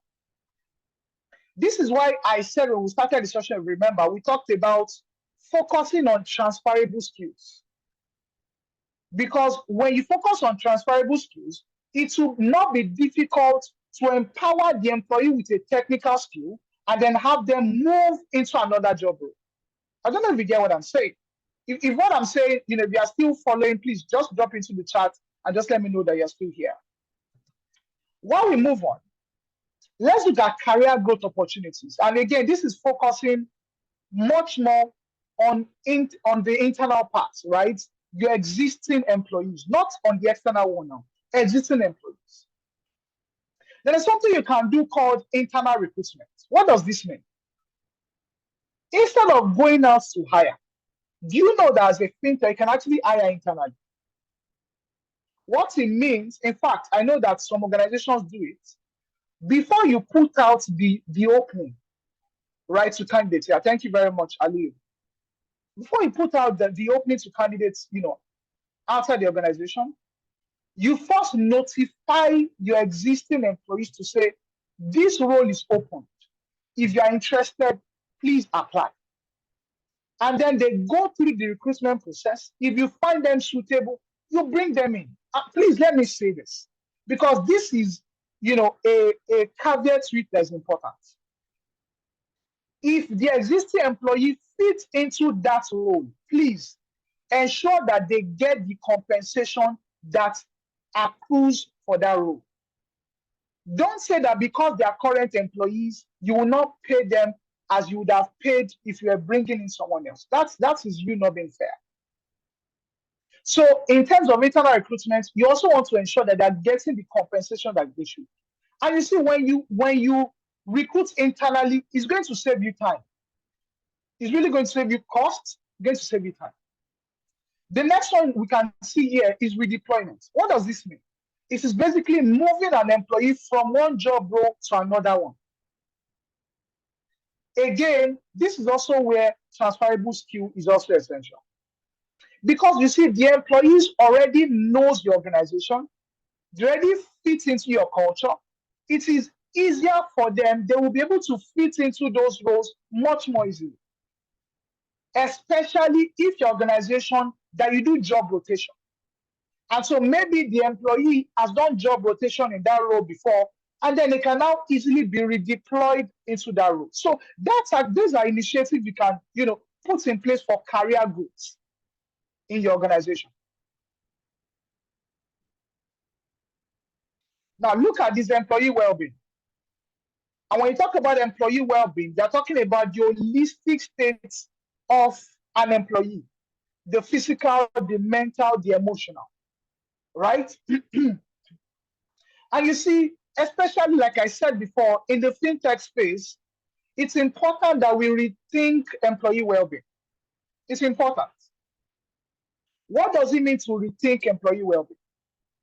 What it means is to change, your perspective on it from seeing it as being unwell. It is either the employee is well or they are unwell, right? That may not be it. It is to understand that well-being is continuous, right? Employees, they would continually move from phase to phase. All right, and this is why it's important that you create such initiatives that allow for such things. Are you allowing your employees to go on leave? Do you have initiatives such as sick leave? Do you have paid time off? In fact, do you have unpaid time off? These are things to look at. Also, look at it from one-dimensional concepts to multi-dimensional concepts. What does this mean? We used to see, employee well-being as maybe physical state, right? That is, the employee is not fit, maybe because they are not able to come to work physically. But to now understand that well-being is beyond physical states. There's the mental state, there's the emotional state, right? Just to say by the side, right? If your employee has an outbreak, they may not be able to deliver on the job as they should, because as they are working, maybe they are typing an email. It is the memory of that outbreak that will come to them, and then that could just spoil their day. But again, do you have initiatives in place that can help your employees on the different aspects of well-being? There's something called EAP that you can put into place, right? And I know that there are different organizations that you can consult, vendors, that can help you with that, right? It's called Employee Assistance Program. What that means is that when your employee has issues around well-being, maybe emotionally, mentally, or something, they can basically walk up to, speak to that vendor, to that organization, and the organization, the vendor, cannot report to you what they came to discuss, with them. But see, what that helps you do is that your employees are able to overcome challenges much more easily. Because see, HR cannot undo all of these things. So it's important that you speak to management and put these things into place. EAP. All right, so let me just look into the chat quickly. Yeah, thank you, Isaac. Says you can partner with your HMO for EAP. Yeah, thank you so much for that. Yes, you can actually partner with your HMO for that. There are also, other organizations you can speak to as well, on that initiative.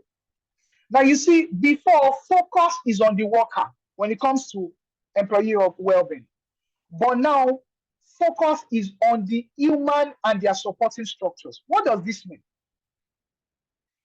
Organizations are now becoming what is called family friendly. You know what that means? They are now recognizing that employees have life outside of work. So it's not just seeing the employee as a worker, but seeing the employee as a human being and knowing that they have supporting structures as well. They are married, they have a husband, they have wife, they have children, and they need to cater for these persons as well.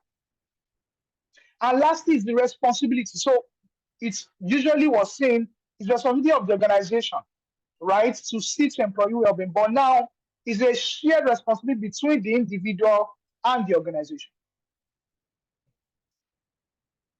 Now, let's look at the last bit of this session, is performance management. And I want to take our contribution again. I would like to hear your view on what you think about this. It says not only do organizations with effective performance management practices outperform their competitors, but they also see higher employee engagement and retention and improved corporate culture. This is by AIHR, which is Academy for Innovation in Human Resources. So I'd like to hear our view. What exactly do we think about this? It says not only do organizations with effective performance management practices outperform their competitors, they also see higher employee engagement and retention and improved corporate culture. Let me just give us 30 seconds. I would like to, just have your opinion, have your contribution on what you think about this. You can unmute, you can maybe raise your hand so that I can have you on mute, or you can also drop it in the chat. Let's just do this. So I'll give us 30 seconds. We'll do this before we proceed.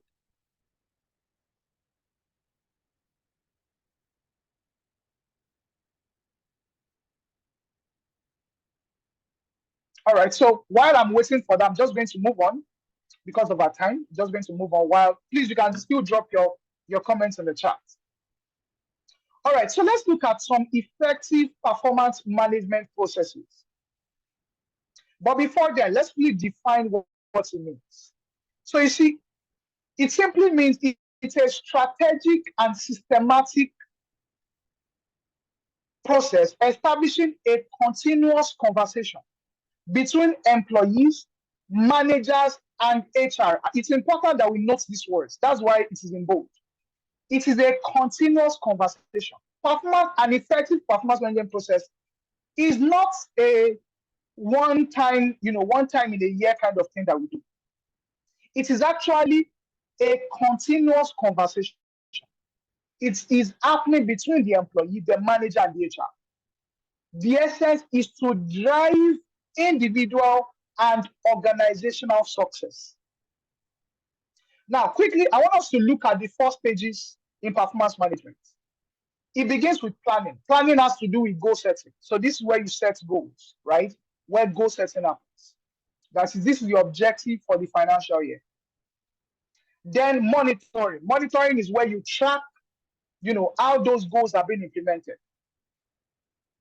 And then there's developing. Developing is where, if the employee is not performing well, what are the interventions to deploy to help the employee perform well? And the last stage in performance management there is rating and reward. Rating and reward is where you have appraisal, and then, you reward the employee adequately for the work they've done. Look at key elements in performance management that we should pay attention to as HR professionals. Key elements. Number 1 is the performance management policy. You see, many organizations do not have a performance management policy. We're just running performance management. You see, in your performance management process, the first thing to work on is to have a policy. Because every other thing will rest on the policy. If an employee asks a question, you can basically direct them to the policy. The next is to ensure that expectations are clear. Remember, we're talking about key elements. Expectations are clear. Goal setting is clear. Progress monitoring. Are we monitoring how those initiatives are being deployed? And then performance appraisal process. What is the process around appraisal like? Is it subjective? Is it objective? Is it biased? Is it rigged with error? Or are your employees okay with what is being done? Another element there is providing continuous feedback. So you see, performance management has moved from the annual, once a year performance, appraisal process to now continuous ongoing feedback, so that the manager and the employee are giving themselves feedback as work is being done. Also, employee development plans. You see, as a result of appraisal, you now have development plans so that the employee knows their area of improvement and then they can work on it. Also, there's reward and recognition strategy. Now, let me quickly say this, that your reward in your organization should be tied to your performance process. Like I usually say, you should not promote anybody outside of performance appraisal. Why? On what basis? If you are going to have a fair process, and see, and I'm open to, I would like to have that conversation. If you think there's a basis to promote an employee outside of performance management process, please drop it in the chat. I would really like to discuss it. But you see, you should not promote an employee outside of performance management process. Your reward should actually be based on performance management process. Again, we have things like COLA, maybe cost of living adjustment. Yeah, understandably. But you see, even that is a percentage. It has to be based on a percentage of what is existing at the moment. But let's move on so we don't spend too much time on that because of time. All right, thank you very much, Savik. I just saw your comment. It says job enlargement. Good. I like that comment. Now, what is job enlargement? Job enlargement is where you are basically adding much more responsibility to that particular employee, which is okay. Yeah, I agree. You can actually maybe increase salary as a result of that. But the challenge with that is this, which, like I said, I do that, but the challenge with that is this. One of the things you want to do in your compensation structure is to ensure that you have how do I put it? You have the right structure. You don't want to have a compensation structure where, let me give an example. You have an officer one. Let's assume that you operate on associate levels. And you have, let's say you have 2 associates. And I'm giving hypothetical values now. You have 1 associate who is earning, say, 500,000. You have another associate who is earning, say, 650,000. Even though they are on the same level, your compensation structure is already having issues that way. So what you want to do, which I agree, yeah, job enlargement could be actually a reason to increase compensation. But you also want to ensure that it is within a particular band so that you do not move out of your structure and then your structure doesn't scatter, right? But thank you very much for that point.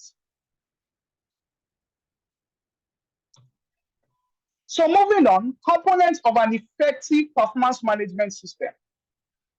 Number 1 is meet and train managers. One of the things in my experience, actually, because maybe, I'm speaking much more to this because I'm a performance management person. And one of the things that we realized in performance management is that, see, your line managers are key to your performance management system. But you see, many line managers do not even understand what performance management is about.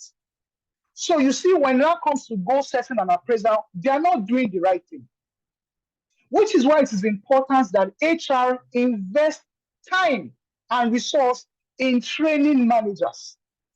Because when they are properly trained, HR will have less headache because they're able to get the work done well.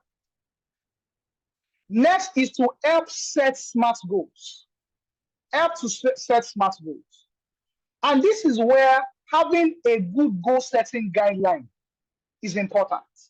So you see, before goal setting starts in the organization, you want to do a workshop where you communicate,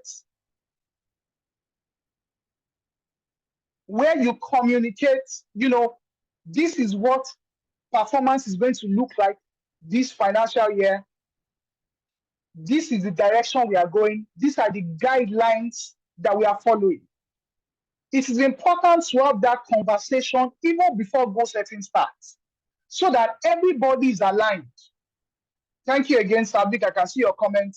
It says organizational leadership has to understand and support HR on this. Yes, I agree. Which is where we need to get their buy-in. Let them see what the organization will get from it and what the organization will lose if it is not done. I agree with that. Thank you so much.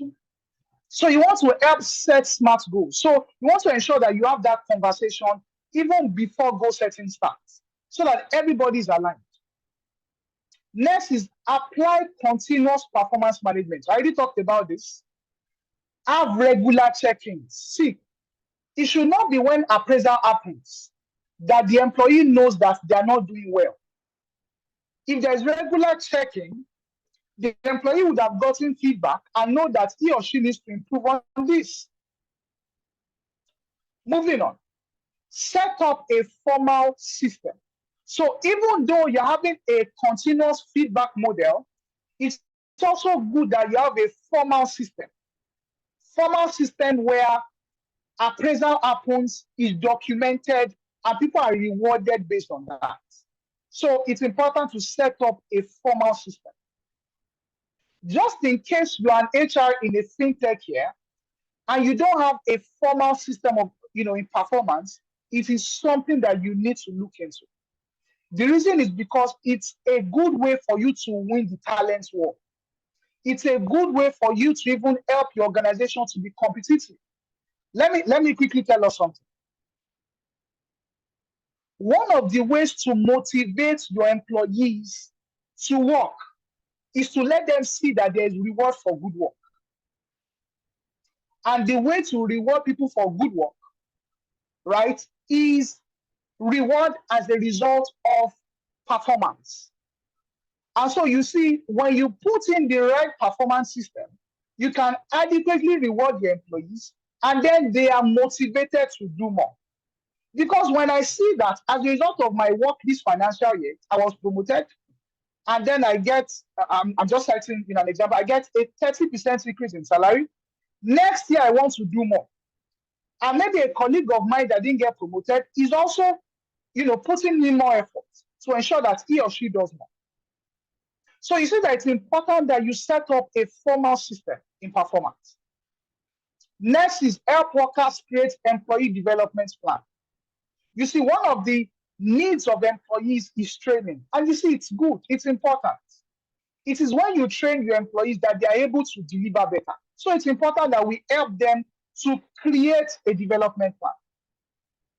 Employ technology. See, your performance system, you can't afford to go manual every time, especially as a fintech. And I tell you, there are different platforms today that you can integrate, you can speak to, you can buy, that would help you make your performance system seamless, make it better.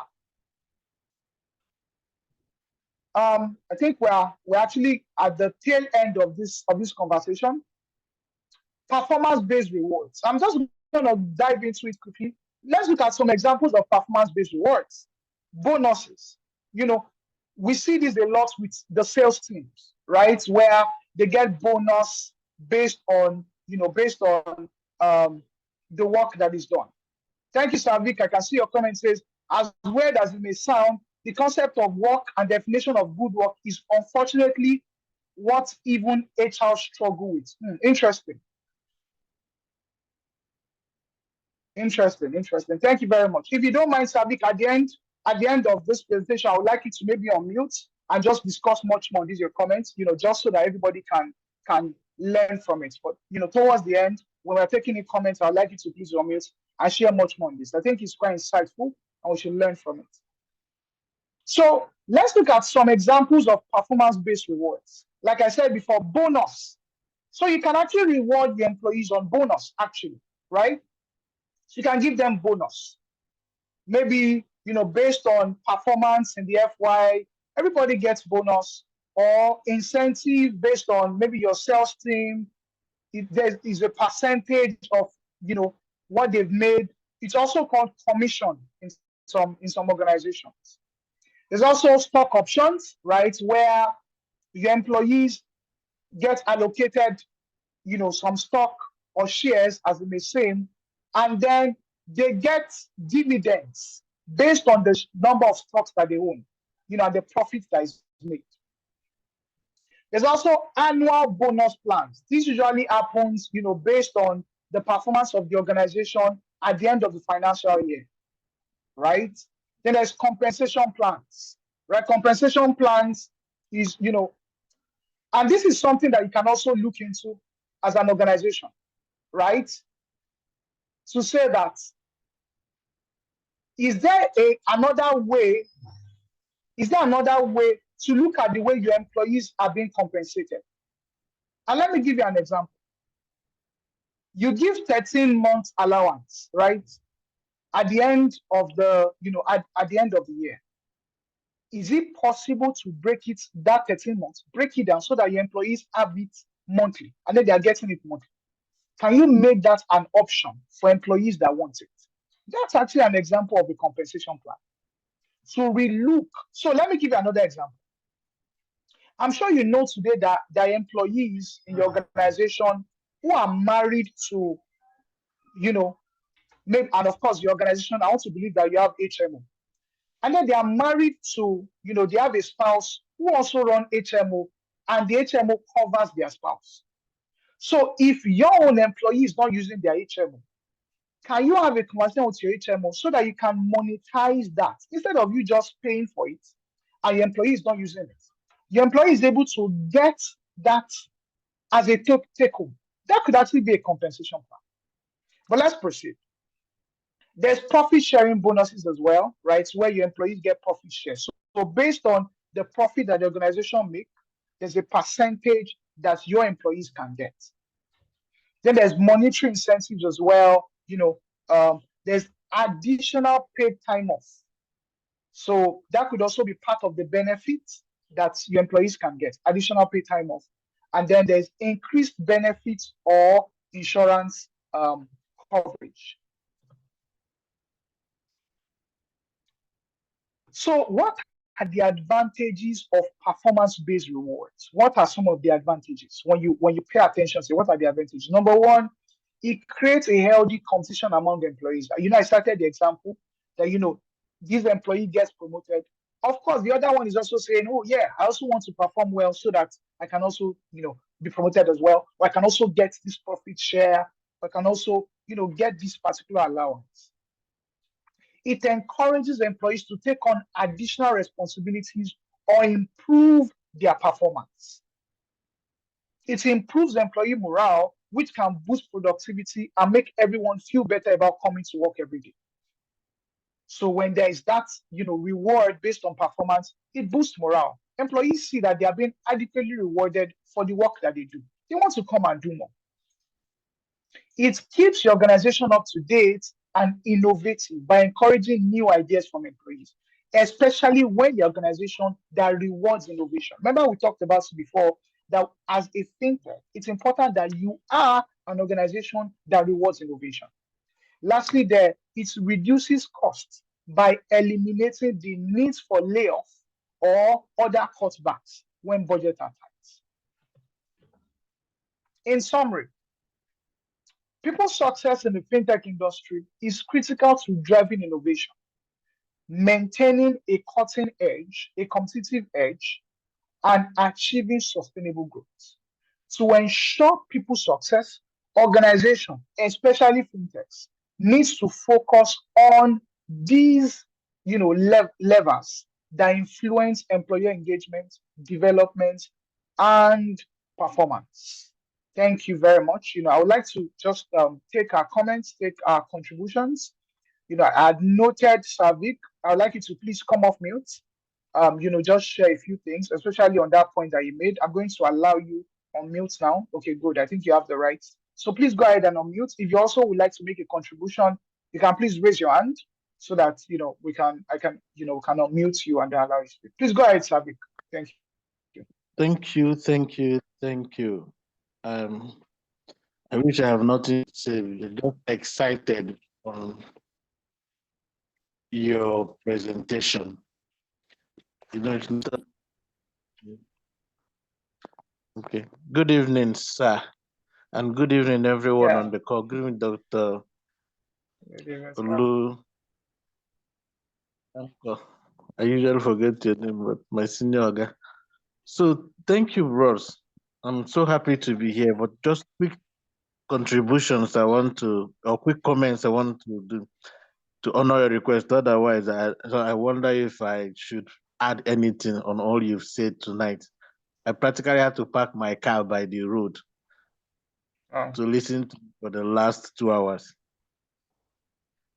So it's been wonderful. So just two quick things I want to say I've written down.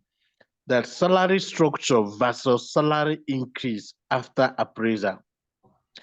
Over time, you see that with that usual increase, sometimes if we are not careful, if we don't design our salary structure to factor the effects of performance management, you may see a point where everybody that is assistant over time, people go into a particular position. More like that happened in the civil service, that that promotion is coming, something is always coming to you, even if you score maybe 4, if it's over 5, you score 2, some percentage. Over time, almost automatically, you see yourself, you become an officer.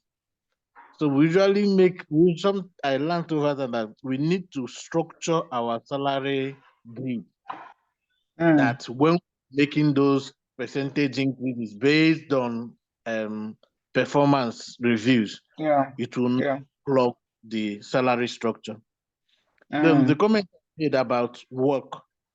Yes, we are in a VUCA world, and when you consider the amount of changes and the enormous demands, even in quantity, sometimes you come to work and you ask yourself, am I still finance manager? Am I still HR? Because you're doing so many things that you now begin to ask yourself, you bring your JD, and the last thing Oga or Madam has been asking you to do in the last 2 weeks, whether they really, really match. And begin to ask yourself, what we even call work?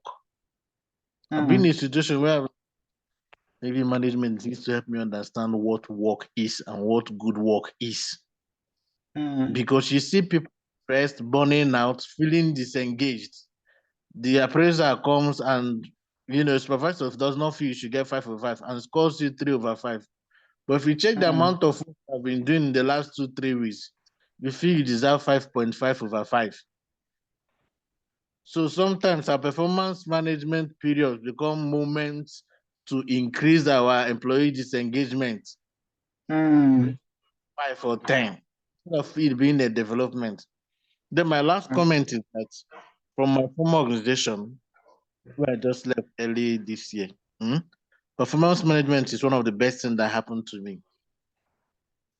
And it happened because I tied it to my L&D and my EX. L&D as learning and development, then employee experience.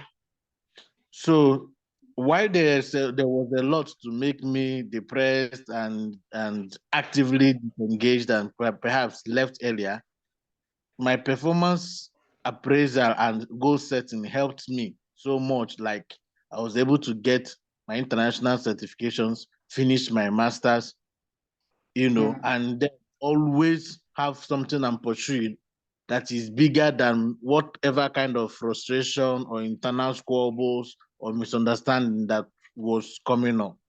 So let me stop here. These are maybe what I think I should share so that others can make sense of it and then make their contributions to. But again, thank you so much, very much. And thank you to TCM.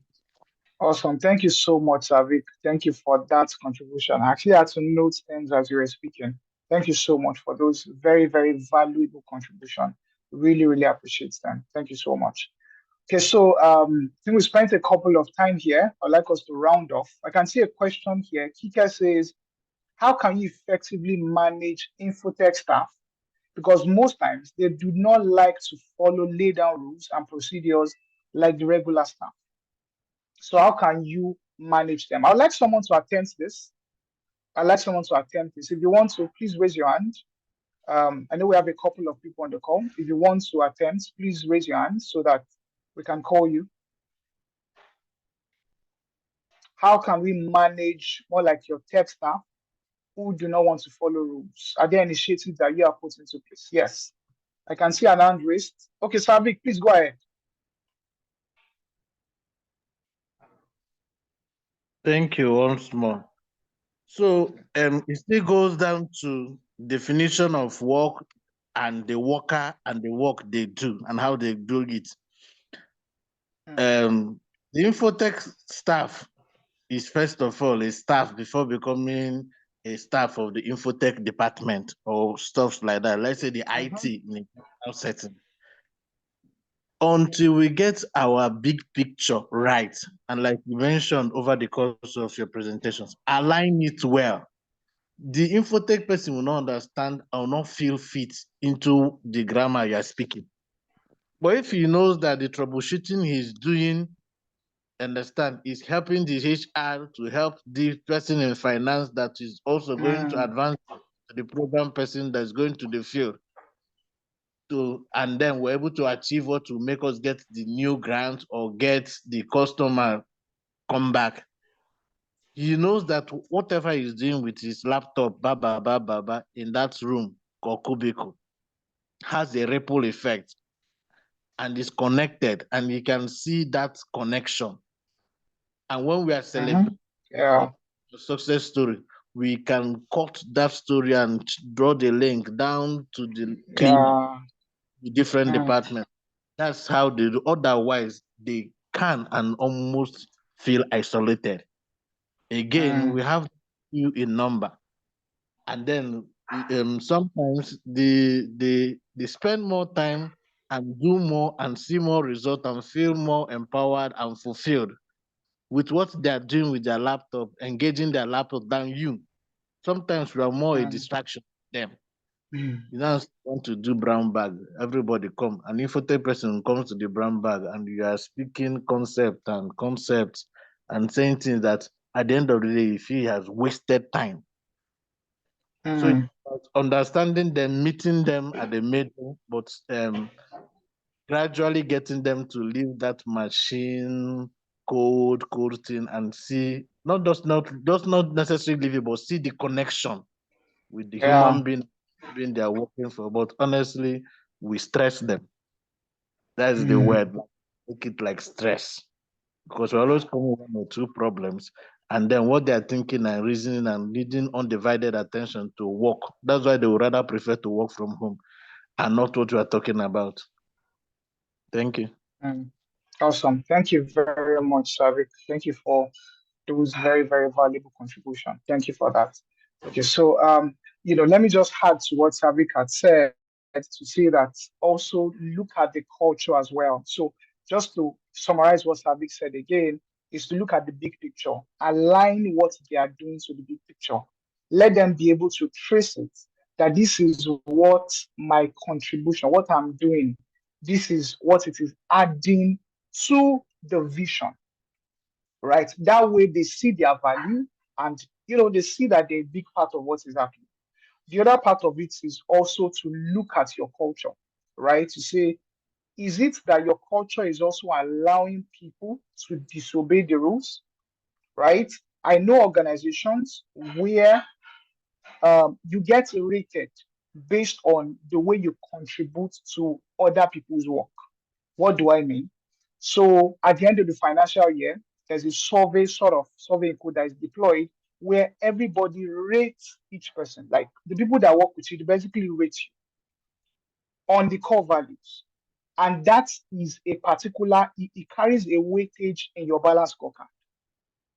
So you know that, okay, I have to actually work with everybody because it's going to actually affect what I get at the end of the FY, the financial year. So you want to align yourself, right? So also to look at the culture. Are you sure that your culture is also not giving room for people to disobey? You know, just like Savik said, you also want to avoid distracting people too much. A lot of things. I've heard complaints around saying they're just saying those, you know, training. Can we just have some time to focus on work?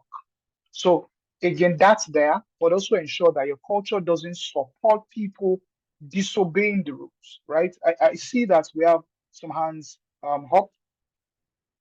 Okay, Ali says co-worker effectiveness. Yeah, 360 degree appraisal. Yes, that's what it is. Etienne, thank you very much. Yes, Savik, I saw you raised your hand. You still have something to say?